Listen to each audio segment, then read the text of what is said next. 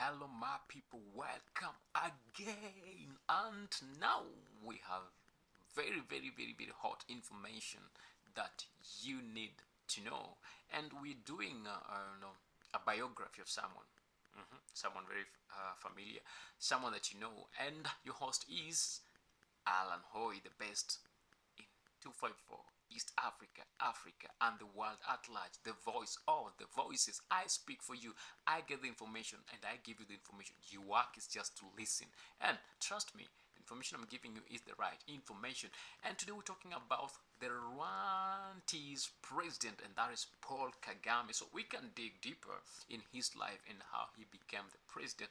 This is just the part one of Paul Kagame, the life of Paul Kagame. Clap for us, clap for us, clap for us. We're doing a good job for you. So, the early life of Kagame. Kagame was born on 23rd October 1957, the youngest of 6 children in Tambwe, Rwanda, Urundi. By that time, Rwanda and Burundi were one, so it was called Rwanda, Urundi, a village located in woods, now the southern province of Rwanda.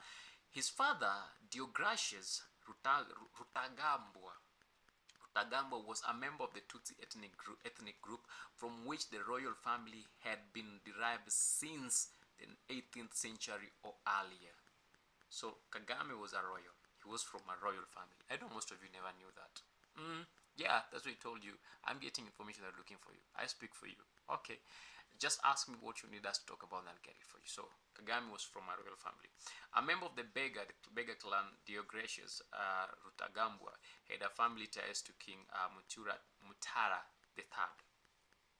But he pursued an independent business career rather than maintain close connection to the royal court. Like, personally, the father to Kagame never wanted to be part of that. Okay, he never wanted to buy heir to the kingdom, so he thought of doing his own businesses here and there to make a living and establish, a family of his own. So Kagame's mother, Asteria Bisinda, descended from the family of the last Rwandan king, that's Rosali Giganda, that is from the Hebera branch of the royal Nyiginya clan. So the mother and the father of Kagame both were from the royal families. Wow, that is beautiful. Yeah, at the time of Kagame's birth,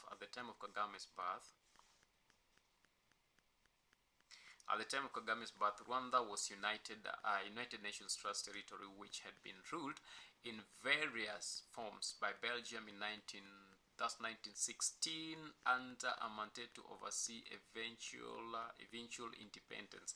Rwandans were made up of 3 distinct groups. I know there's this group that people don't really know about. The minority Tutsi were the traditional ruling class, the clan of the kings, and the Belgian colonialists had long promoted Tutsi supremacy over others, while the majority Hutu were agriculturalists. So the kings and the agriculturalists. I'm sorry, that was some mosquito and I get to do away with it if I get malaria. So don't mind, it's part of the video. So the third group, the Twa, were forest-dwelling pygmy people, descendants from Rwanda's earliest inhabitants, who formed less than 1% of the Rwandan populations. Tensions between Tutsi and Hutu had been escalating during the 1950s and culminated in 1959 Rwandan revolution. Hutu activists began killing the Tutsi, forcing more than 100,000 Tutsi to seek refuge in the neighboring countries, and that is Uganda and we get Uganda and Congo. We'll get to that. Kagame's family abandoned their home and lived for 2 years in the far northeast of Rwanda, and eventually crossing the border to Uganda. So Kagame spent most of his time in Uganda. By the way, he did his education in Uganda. We'll get to that when as we continue. They moved gradually north and settled in the Nchungerezi refugee camp in the Toro sub-region in 1962. That is together with his family. It was around this time that Kagame first met Fred Rwigema, who will become another key figure in Kagame's life. Okay, the future leader of Rwandan Patriotic Front.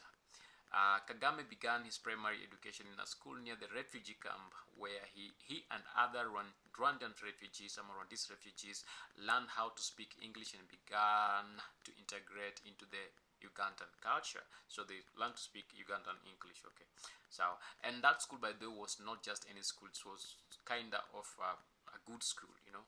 So at the age of 9, he moved to the respected Rengoro Primary School, around 16 kilometers away from the refugee camp. He subsequently attended Ntare School, one of the best schools in Uganda. As I told you, kings don't just spend in any school, but they go to good school. So him from coming from a royal family, royalty will follow you everywhere you go. It doesn't matter. It will follow you everywhere you go. Like in Kenya, they usually say uko na nyota ya ufalme. So royalty will follow you everywhere you go, and in one way or the other, as fate will dictate, you'll be always getting favors from other people, because you know, with kings you have to serve. You need to have servants and masters who are serving you.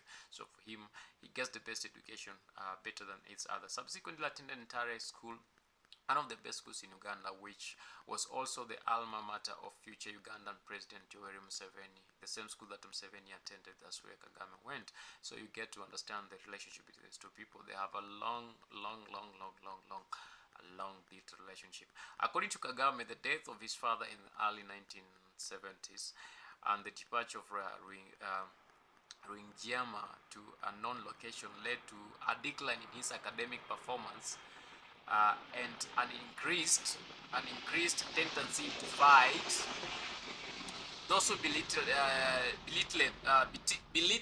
those who belittled the Rwandan populations. He was eventually suspended from Ntare and completed his studies in Old Kampala Secondary School. Yeah. After completing his education, you see, revolutionists are always revolutionists. After completing his education, Kagame made 2 visits to Rwanda, that is in 1977 and 1978. He was eventually hosted by a family member of his former classmate, but upon arrival in Kigali, he made a contact with a member of his own families. He kept a low profile of these visits, believing that if his status is blown out, uh, um, and they know that he's well connected and he is from the lineage of the rulers, those guys will have him arrested. So have him arrested and be tortured and maybe executed. On his second visit, he entered the country through Zaire rather than Uganda, to avoid suspicion again. Like, you can't use the same route again. Kagame used his time in Rwanda to explore the country, familiarize himself with the political and social situations, and make connections that would prove useful to him later in his activity. So remember, he left Rwanda it was very and most of his time is spent in Uganda. So him visiting all these countries was to try to familiarize with his own country. And you see, in him, there was a man who really wanted to make sure that Rwanda comes back to Rwanda is reestablished, and he wanted to do everything possible for the same, and that is what he did. So the military career of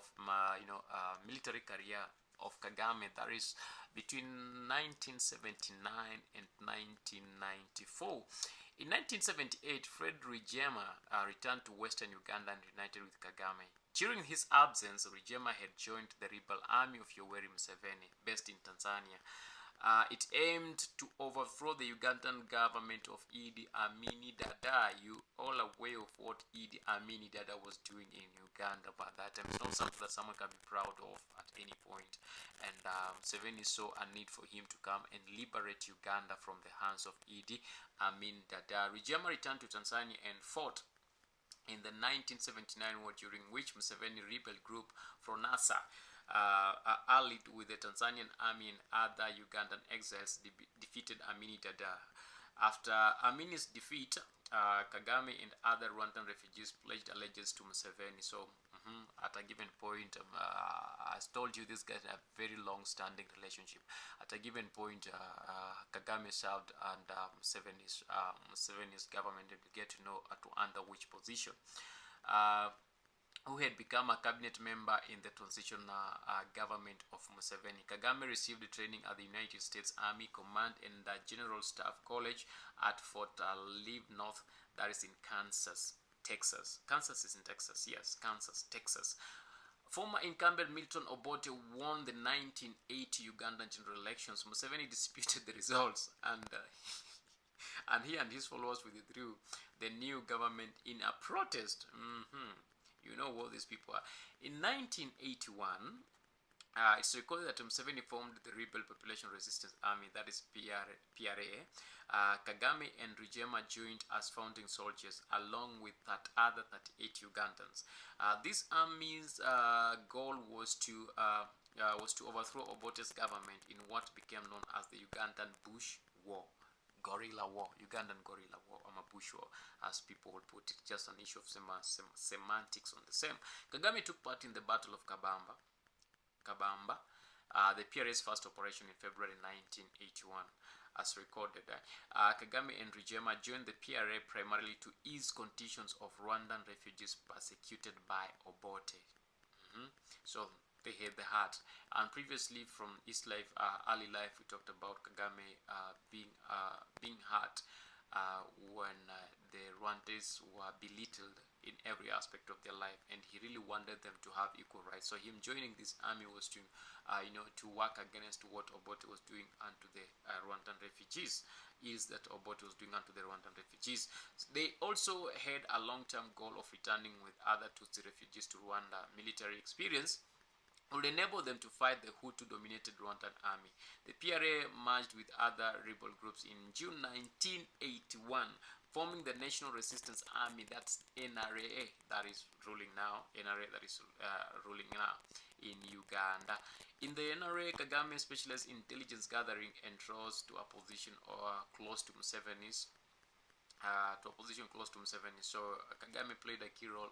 Being trained in the US, you get the best information, the best skills. So Kagame was better placed to be in that position of gathering the information and all that.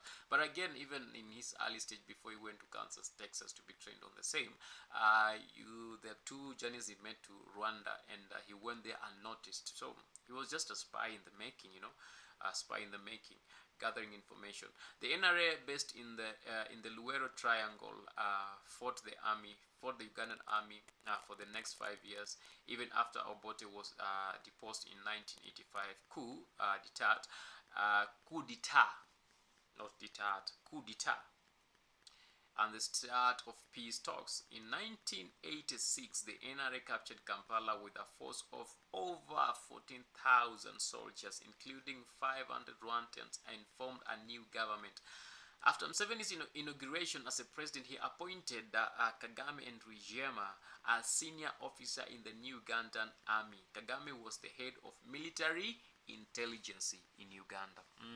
Then you tell me you can, it's someone who understands, someone who understands how it works. So it's not easy to get this person out of that.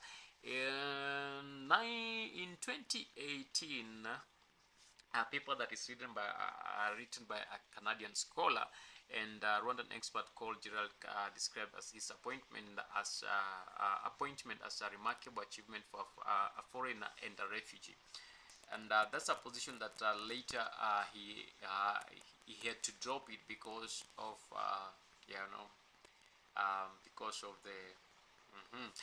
because of what most of the Ugandans were talking about by that time. So he had to drop that position to let go, because Ugandans were asking very many questions on the same that was to be let go.